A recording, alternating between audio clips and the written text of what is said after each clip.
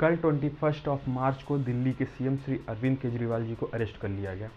हम उनके केस को समझने से पहले बारीकी से समझेंगे, लेकिन उससे पहले थोड़ा सा हम जिस एजेंसी के द्वारा उनको अरेस्ट किया गया है ईडी, उसके बारे में थोड़ा सा एक ब्रीफ नॉलेज ले लेते हैं। ईडी को हम फुल फॉर्म के रूप में अगर जाने तो उसको बोलते हैं इन्फोर्समेंट डायरेक्टरेट, यानी प्रवर्तन निदेशालय। इस्टेब्लिशमेंट 1956 में हुई थी और उस टाइम पे इसका नाम था इन्फोर्समेंट यूनिट। एक साल बाद इसको बदल के इन्फोर्समेंट डायरेक्टरेट कर दिया गया था। इसको अगर हम पावर की बात करें तो ये दो चीज़ों को डील करता है, एक मनी लॉन्ड्रिंग को डील करता है, दूसरा फॉरेन एक्सचेंज लॉज को डील करता है। ईडी में 3 बार प्रमुख बदलाव हुए थे और जिसके बाद उसको बहुत ज़्यादा पावर मिल गई थी। सबसे पहला बदलाव उसमें हुआ था 1999 में फेमा एक्ट के द्वारा। फेमा एक्ट क्या होता है? Foreign exchange management act.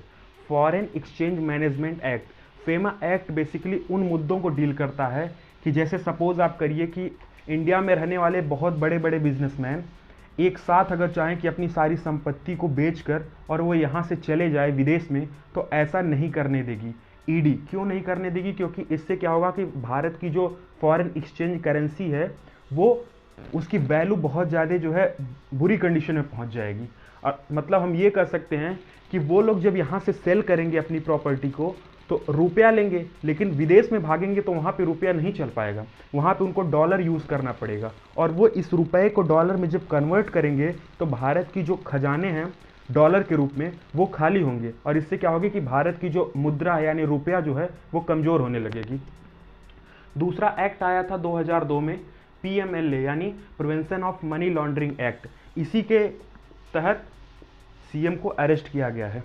इसके बाद हम देखते हैं FEOA यानी फ्यूगिटिव इकोनॉमिक ऑफेंस एक्ट 2018 में आया था और ये डील करता है उन लोगों को जैसे कि जो नीरव मोदी जैसे लोग थे उनको डील करता है। ये क्या करता है कि अगर कोई भी आदमी इकोनॉमिक ऑफेंडर करता है, यानी कि मान लीजिए बैंक से लोन ले लिया और उसके बाद वो यहाँ से भागना चाहता है, तो उसके ऊपर कौन कार्रवाई करेगा? बेसिकली उसके ऊपर ईडी अपना शिकंजा कसती है।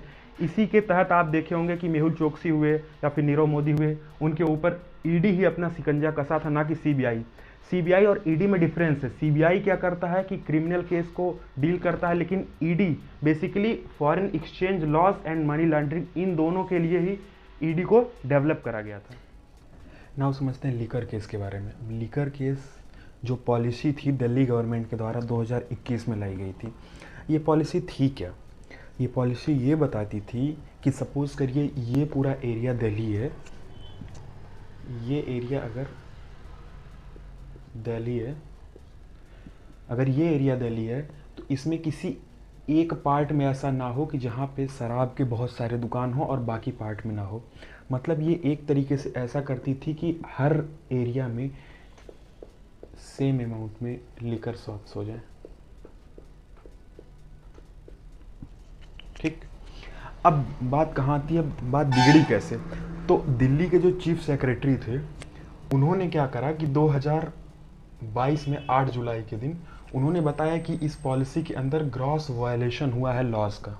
ठीक, उसके बाद जुलाई 2022 में दिल्ली गवर्नमेंट ने क्या करा कि सीबीआई को एडवाइस करा कि इस केस की जांच करने के लिए। देन मार्च 2023 के अंदर मनीष सिसोदिया जी को अरेस्ट कर लिया गया।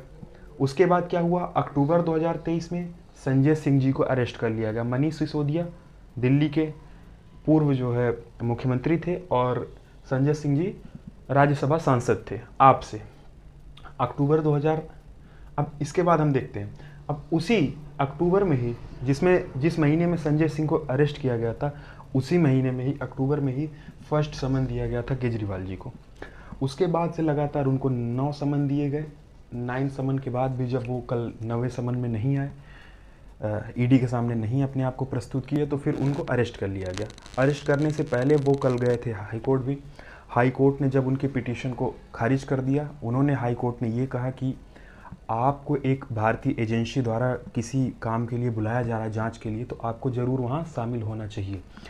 इससे पहले हाई कोर्ट ने ईडी से भी एक सवाल पूछा कि क्या आपके पास पुख्ता सबूत है, इनको आप बुला रहे हैं? तो ईडी ने बोला कि हाँ हमारे पास है, लेकिन हम इनको अभी नहीं बता सकते हैं, हम जब ये हमारे सामने पेश होंगे उसके बाद ही हम बताएंगे।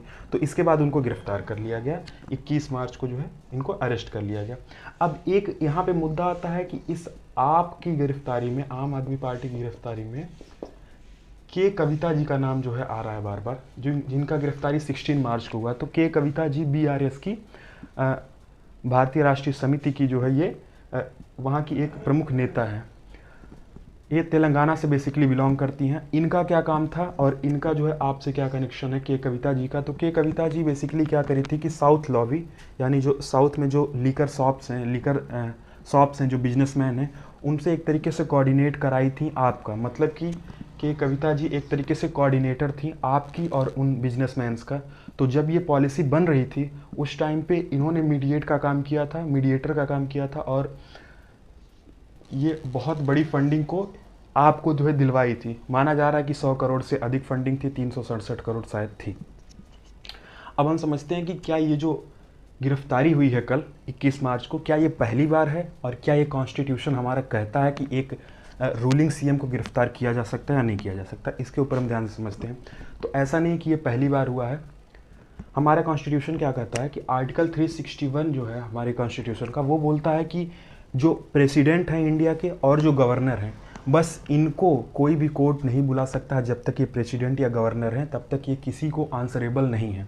उसके बाद इनका कार्यकाल ख़त्म हो जाएगा तो ये कोर्ट को आंसरेबल है, लेकिन ड्यूरिंग देयर रूलिंग टाइम वो नहीं आंसरेबल है। लेकिन वहीं पे अगर हम बात करें सुप्रीम कोर्ट ने क्या कहा है, सीएम और जो एमएलए और एमपीज़ हैं इनके लिए क्या बोला है, तो इन्होंने सेक्शन 135 के अंदर सिविल प्रोसीजरल कोड के अंदर क्या बोला है कि जब भी कोई सेशन चल रहा हो, जैसे कि जो लोकसभा या राज्यसभा या फिर विधानसभा की जो सेशन होती है उसके 40 दिन पहले और 40 दिन बाद तक आप उनको अरेस्ट नहीं कर सकते हो जो मेंबर हैं।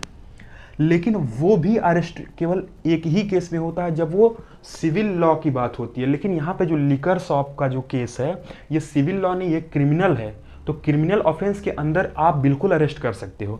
अगर सिविल की बात होती तो जो सेशन चलता है उसके 40 दिन पहले और 40 दिन बाद तक अरेस्ट नहीं कर सकते थे, लेकिन क्रिमिनल में कर सकते हो। तो इसी बेसिस पे अरेस्ट किया गया इनको। अब हम बात करते हैं कि क्या ऐसा पहले भी कभी इंडिया हिस्ट्री में हुआ है? तो बिल्कुल हुआ है। लाल बहादुर शास्त्री जी को 1948 में अरेस्ट किया गया था जब वो उत्तर प्रदेश के सीएम थे उस टाइम पे। अच्छा, उनका केस क्या था? तो क्विट इंडिया मूवमेंट यानी भारत छोड़ो आंदोलन में जो है वो शामिल थे, इस वजह से। देन इसके बाद हम बात करें जयललिता जी के बारे में, तो इनको 1996 में अरेस्ट किया गया था डिसप्रोपोर्शन केस के अंदर, मतलब वो कलर टीवी के केस था उनका और उसके अंदर उनको अरेस्ट किया गया था। और मज़ेदार बात यह कि उस टाइम पे भी जो फाइल करी गई थी उनके अगेंस्ट वो सुब्रमण्यम स्वामी जी द्वारा फाइल करी गई थी, जो कि प्रेजेंट में भी बीजेपी के लीडर हैं। इसके बाद हम बात करें तो और भी कई सारे जो है सीएम ऑलरेडी गिरफ्तार हो चुके हैं ड्यूरिंग देयर रूलिंग एज, जैसे कि लालू प्रसाद यादव 1997, येदुरप्पा जी को कर्नाटक के जब सीएम थे 2011 में उनको गिरफ्तार किया जा चुका है। ओम प्रकाश चौटाला सीएम ऑफ हरियाणा, इनको गिरफ्तार किया जा चुका है। और मधु कोटा 2009 झारखंड के सीएम थे, इनको भी गिरफ्तार किया जा चुका है। तो ऐसा नहीं है कि ये पहली बार इंडियन हिस्ट्री में है। अब अगर हम बात करें कि आपके द्वारा क्या केस बनाए जा रहे हैं, क्या बोला जा रहा है, तो उन्होंने कहा है कि जो ईडी है और जो सीबीआई है वो एक तरीके से तोता और मैना है और इनको जो है बीजेपी अपने हिसाब से यूज़ कर रही है।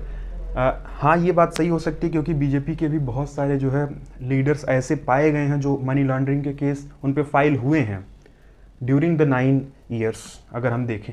लेकिन ये बात हो सकती है, मैं मेरा विचार अगर रखूं तो ये बात ज़रूर हो सकती है कि उनके ऊपर वो एक्शन उतनी तेज़ी से एक्शन ना लिए जाते हों जैसे कि आप पे लिए गए हैं।